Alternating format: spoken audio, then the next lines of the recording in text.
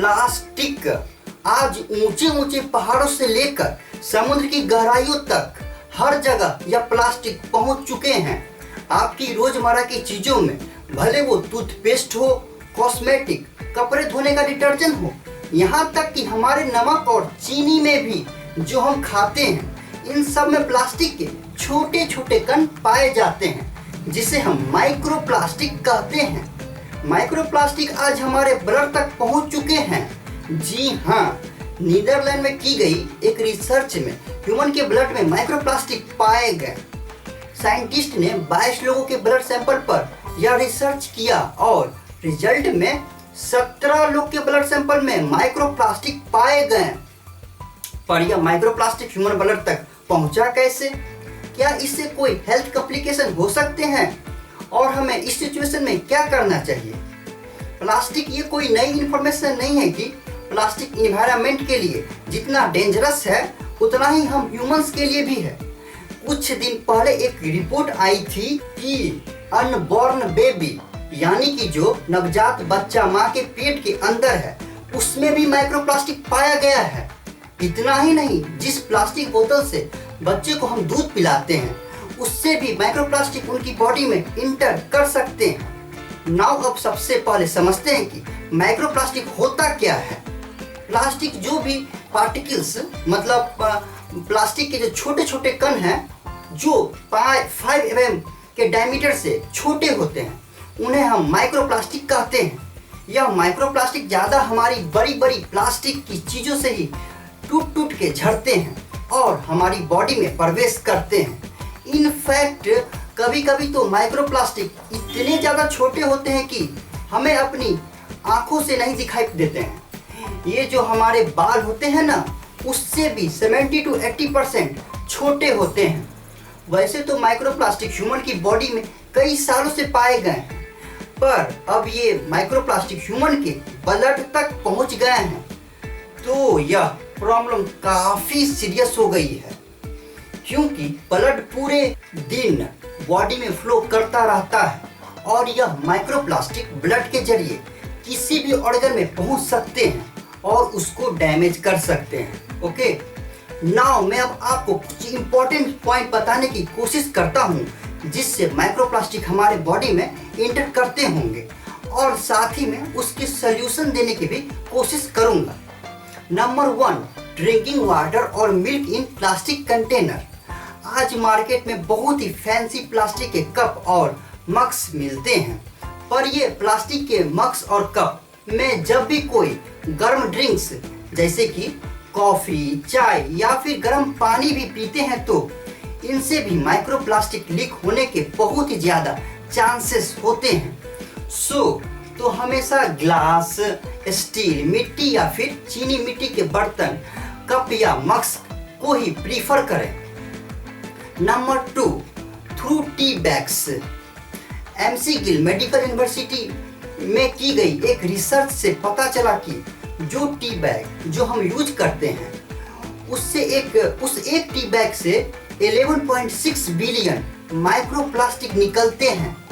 Actually पहले tea bag paper के बनते थे, पर इनमें पानी में जाकर फटने की कंप्लेन आने लगी, तो फिर डिमांड के हिसाब से इन टी बैग को फटने से बचाने के लिए कई ब्रांड इसमें पॉलीप्रोपिलीन मिलाने लगे और फिर इसी पर रिसर्च की गई तो पता चला कि इसमें माइक्रोप्लास्टिक लीक होते हैं और हमारी बॉडी के अंदर इंटर करते हैं। मैं तो कहूँगा टी बैग को रिप्लेस करें अपने पुराने स्टील के छन्नों से, जो आप मल्टीपल टाइम यूज भी कर सकते हैं। नंबर 3, थ्रू प्लास्टिक पेट बोतल्स। रिसेंट की एक स्टडी में 259 वाटर बोतल को 9 अलग अलग देश में एग्जामिन किया गया और रिजल्ट काफ़ी शॉकिंग थे, क्योंकि 93% वाटर बोतल में माइक्रोप्लास्टिक होने के साइन दिखे और ऑन एन एवरेज 10.4 माइक्रोमीटर के माइक्रोप्लास्टिक हर 1 लीटर में पाए गए। डाइट मीन्स हम इन प्लास्टिक के बोतल के थ्रू भी बहुत सारा माइक्रोप्लास्टिक अपने बॉडी में इंटर कर रहे हैं। प्लास्टिक बोतल में पानी पीने को अवॉइड करें। पानी पीने को हमेशा अपने साथ स्टील, क्ले या फिर अब बहुत सारी बैम्बू की भी बोतल आ गई है मार्केट में। इन सब में से किसी को कैरी करें अपने साथ। नाउ अब नंबर 4, थ्रू प्लास्टिक पैकेजिंग। हमारे चिप्स से लेकर दूध, दही, यहाँ तक हमारे घर के किचन के सामान, दाल, चावल, आटा, ऑलमोस्ट हर चीज प्लास्टिक पैकेजिंग में ही आते हैं। इन रैपर्स से भी हमारे फूड में माइक्रोप्लास्टिक लीक होने के चांसेस होते हैं। सो मार्केट से खुला सामान खरीदने की कोशिश करें और हमेशा अपने साथ हैंड बैग, कैरी बैग लेकर जाने की कोशिश करें, सो डैट प्लास्टिक से हमारे खाने को एक्सपोज होने से अवॉइड करें। Number 5, through sea food. समुद्र में आज वर्ल्ड का मेजर प्लास्टिक वेस्ट पड़ा है और समुद्र में पानी की करंट से माइक्रोप्लास्टिक या नैनो प्लास्टिक में कन्वर्ट हो जाता है और फिर मछली या समुद्री जीव प्लास्टिक को खाना समझ के खा लेते हैं और फिर हम सी फूड को खाते हैं, मछली खाते हैं, तो ये माइक्रोप्लास्टिक सी फूड के थ्रू भी हमारे बॉडी में जा रहा है। Number 6, through salt. ऑब्वियसली हमारे सी में प्लास्टिक वेस्ट पड़ा है तो उससे बनने वाले नमक में माइक्रोप्लास्टिक पाए जाने के चांसेस तो थे ही। इसीलिए कुछ देशों ने इस पर रिसर्च किया, जैसे कि south Korea, green peas east Asia के देशों ने 39 साल्ट ब्रांड को टेस्ट किया और एक्सट्रीमली शॉकिंग बात यह है कि 39 साल्ट ब्रांड में से 36 साल्ट ब्रांड में माइक्रोप्लास्टिक पाया गया। नमक तो हमारे बॉडी के लिए बहुत ही ज़्यादा इम्पोर्टेंट है, तो हम इसे अवॉइड भी नहीं कर सकते, पर हो सकता है नमक के थ्रू भी हम माइक्रोप्लास्टिक इनटेक कर रहे हैं।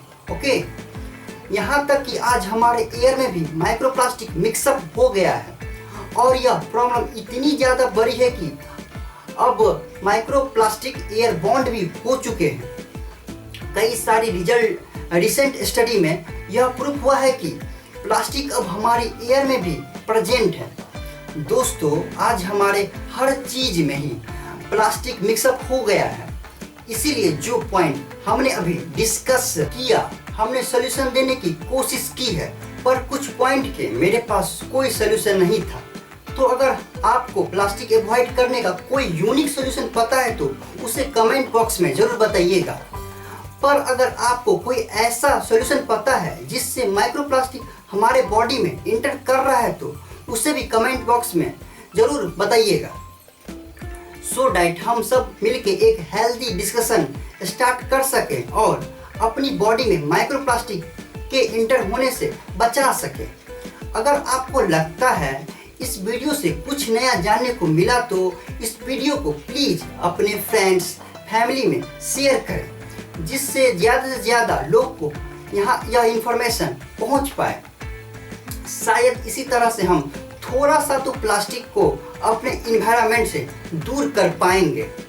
वेल दोस्तों, वीडियो देखने के लिए बहुत बहुत धन्यवाद। प्लीज़ चैनल को सब्सक्राइब कर लें। तो दोस्तों, स्वस्थ रहिए, मस्त रहिए। जय हिंद, वंदे मातरम।